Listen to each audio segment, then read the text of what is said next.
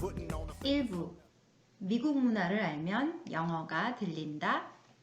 첫 번째 이야기, 한국어는 존댓말, 영어는 style shifting. 영어에도 격식은 있다.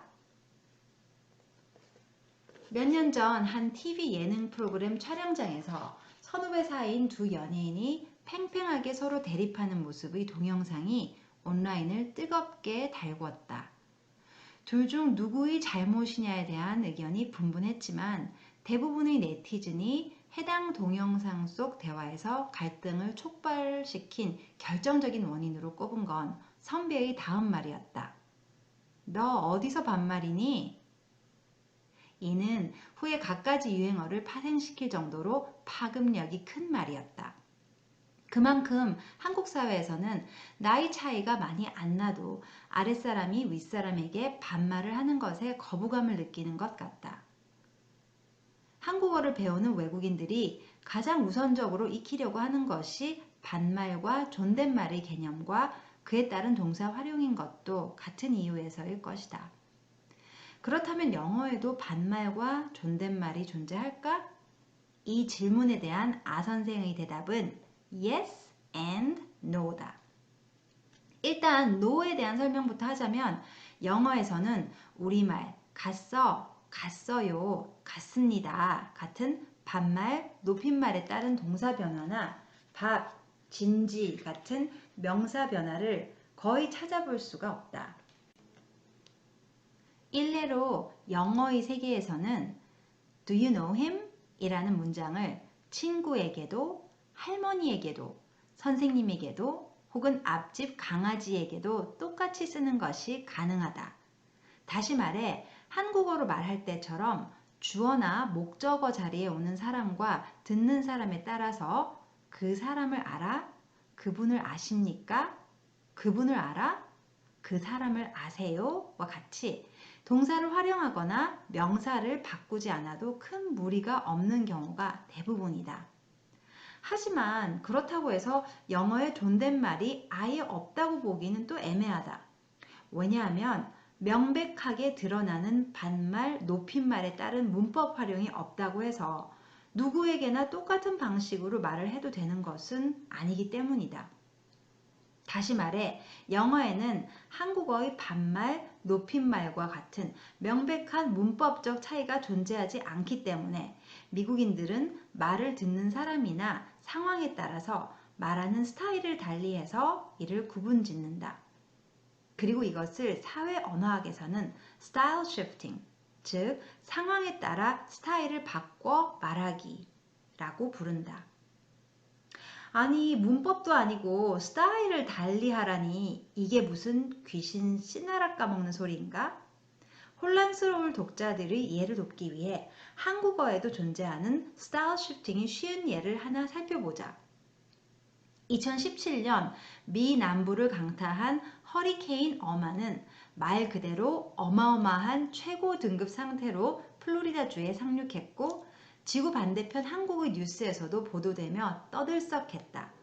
덕분에 한국에 사는 아선생 지인들이 이메일, 카톡 등으로 안부를 물었는데 한 출판사의 편집장은 다음의 이메일을 보냈다. 선생님 안녕하세요. 어마 때문에 플로리다주 전체가 정말 초비상 사태라고 계속 뉴스에 나오는데 선생님 계시는 쪽은 어떤가요? 걱정돼서 연락드립니다. 위 조지아주까지 영향을 미친다고 들었는데 괜찮으신가요? 플로리다에 대피령이 떨어졌다고 하니까 선생님 생각이 퍼뜩 났어요. 멀리 떨어져 있는 제가 할 수 있는 건 없지만 어마 때문에 큰 피해 입지 않으시고 무탈하시기를 바랍니다. 또 연락드릴게요. 안녕히 계세요. 그리고 같은 날 거의 같은 시각 25년 지기 내 고등학교 친구는 본질적으로는 이 편집장의 이메일과 똑같은 내용의 메시지를 보냈다. 니 웃자고 있노? 독자들은 앞의 두 가지 예에서 존댓말과 반말 그 이상의 차이를 엿볼 수 있을 것이다. 이기주 작가의 말처럼 언어에도 온도가 있다면 둘 다 따스한 봄 햇살이 주는 포근함 같은 비슷한 온도를 가진 메시지다. 하지만 동시에 이 둘은 전혀 다른 성격과 화법을 담고 있다. 우선 편집장의 이메일은 서로 출판일로 얽힌 관계인 만큼 최대한 격식을 갖추어서 나에 대한 걱정을 조심스럽게 표현하고 있다. 반면 친구의 카톡 메시지는 오랜 세월 쌓아온 우정으로 인사말조차 생략되어 있다. 긴 말 없어도 내가 네 맘 알고 네가 내 맘 안다는 전제하에 쓰인 문장이어서 매우 짧은데도 불구하고 강렬한 메시지를 준다. 사족을 붙이자면 김영하 작가가 산문집 보다에서 드라마 응답하다 1997이 부산말로만 가능한 멜로의 세계를 보여주었다고 했다. 나는 친구의 이 카톡 메시지가 부산말로만 가능한 우정의 세계를 보여주는 것 같다. 각설하고 어쨌든 편집장과 친구의 서로 다른 두 화법은 문맥에 따른 언어 스타일의 차이를 극명하게 보여주고 있다. 만일 앞의 이메일이 편집장이 아 선생이 아닌 자신의 오랜 친구에게 보내는 것이었다면 완전히 다른 스타일의 화법이 탄생했을 것이다. 물론 이는 친구의 카톡 메시지도 마찬가지였을 것이다. 이렇게 어느 나라 말을 쓰든지 사람은 자연스럽게 문맥에 따른 각기 다른 스타일의 화법을 구사하게 되는데 이것이 바로 사회 언어학에서 말하는 style shifting이다. 여기서 영어 공부를 하는 당신이 반드시 알아야 하는 사실은 특히 영어의 경우 존대를 하기 위한 문법적인 동사 활용이 따로 존재하지 않기 때문에 격식을 갖춰야 하는 자리에서 이 style shifting이 더더욱 필수라는 점이다. 실제로 미국 대학에서 공부하는 한국인 유학생들이 이걸 잘 몰라서 실수를 저지르고 미국인 교수들은 그것 때문에 우리 유학생들을 무례하다고 생각하는 경우가 자주 발생한다. 그런데 문법 공식처럼 정해진 어떤 법칙을 외우라는 것도 아니고 스타일의 차이를 알아야 한다고 하니 황당할 독자들의 심정, 아 선생도 모르는 바는 아니다. 영어가 모국어가 아닌 입장에서 이 미묘한 스타일의 차이를 이해한다는 것이 어디 말처럼 쉽겠는가? 이럴 때는 해당 내용의 좋은 예와 나쁜 예를 각각 분석해서 감, 즉 intuition을 잡아갈 수밖에 없다. 그래서 아 선생의 수업을 듣는 미국인 학생들에게서 받은 이메일 중 나쁜 예와 좋은 예를 한번 골라봤다. 일단 나쁜 예부터 보자. 한 학생이 제출한 숙제에 아 선생이 수업 시간에 가르친 주요 내용이 빠졌길래 피드백을 주면서 다시 제출하라고 했다. 그러자 그 학생이 이메일로 그에 관한 질문을 했던 내용이다. Hello, in my lesson plan on the rationale, you said I should cover both areas of rationale, skill and topic. Can you explain this, please? This is what I put. It is important to understand active and passive voice so you can understand who or what is completing the action in written or spoken word. 안녕하세요. 제 수업 계획서의 근거 부분에서 교수님은 제가 기술과 주제를 포함한 근거의 두 가지 영역을 모두 제시해야 한다고 했습니다. 이 부분 설명 좀 해주실래요? 저는 이렇게 적었습니다. 문어체와 구어체에서 누가 또는 무엇이 그 동작을 완성시키는지를 이해하려면 능동태와 수동태를 이해하는 것이 중요하다. 이 이메일의 문제점은 첫째, 서두에 hello라는 가벼운 인사말만 있을 뿐 Dear Professor Kim이나 Dear Miss Kim 등 격식을 갖춘 호칭이나 인사말, 즉 proper salutation이 없다. 둘째, 무슨 수업을 듣는 누구인지에 대한 자기소개가 없으며 왜 이메일을 쓰게 됐는지에 대한 설명조차 없다. 이 경우 간단한 자기소개와 함께 I am writing about으로 이메일을 쓰게 된 이유도 적어주는 것이 적절하다. 게다가 Can you explain this please? 라는 문장을 보자. 아무리 please가 마법의 단어라지만 아무데나 please를 붙이는 게 능사는 아니다. 이런 이메일에서는 이렇게 직접적인 질문보다는 I was wondering if you could explain this for me. 와 같은 간접 의문문의 형태가 훨씬 더 부드럽고 공손하게 들린다.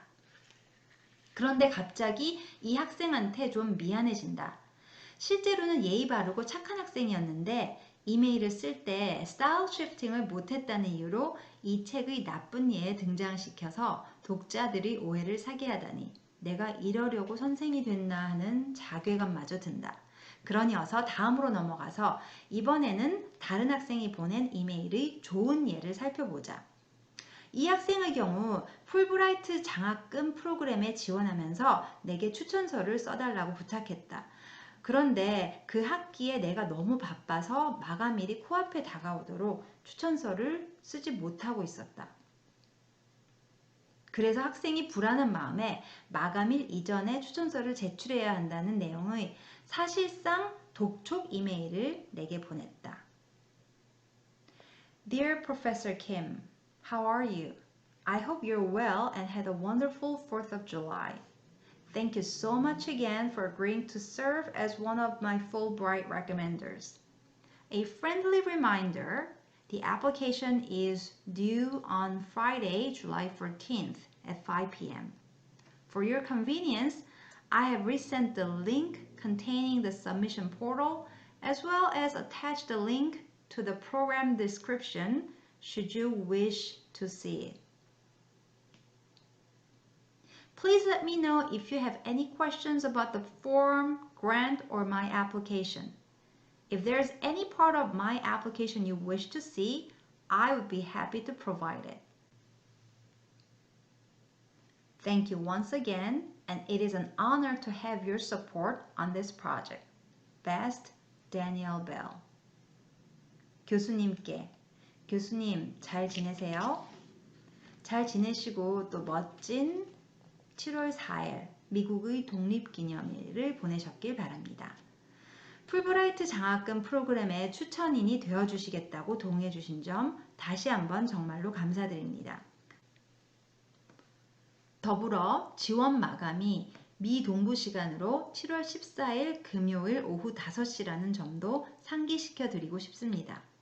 교수님의 편의를 위해 여기 지원 서류 제출 포털과 교수님께서 원하시면 볼 수 있는 프로그램 관련 설명이 담긴 링크를 다시 보내드립니다.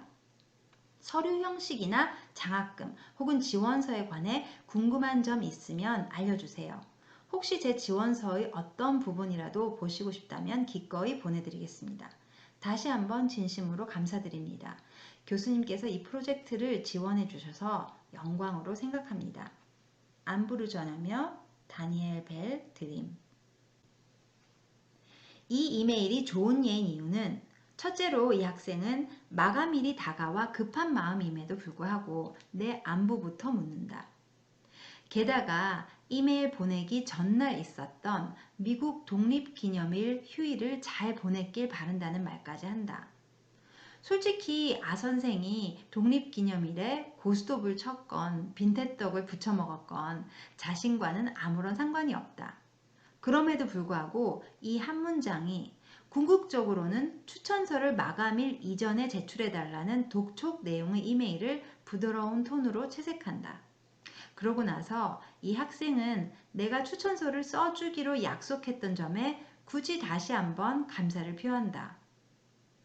게다가 곧 마감일이 다가왔음을 알리는 문장에서는 friendly reminder 라는 표현을 넣어서 독촉을 friendly, 즉 다정하게 하여 독촉받는 사람을 기분 나쁘지 않게 하려는 강력한 의지마저 보여준다.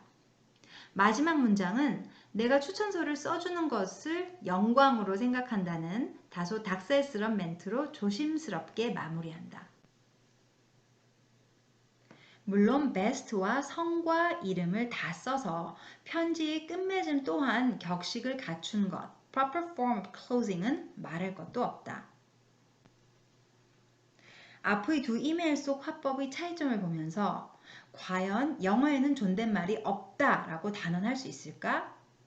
이런 연유로 아 선생은 비록 우리말과 똑같은 개념의 존댓말은 아닐지라도 영어에도 분명히 격식을 갖춰야 할 때 써야 하는 화법이 따로 있다고 생각한다.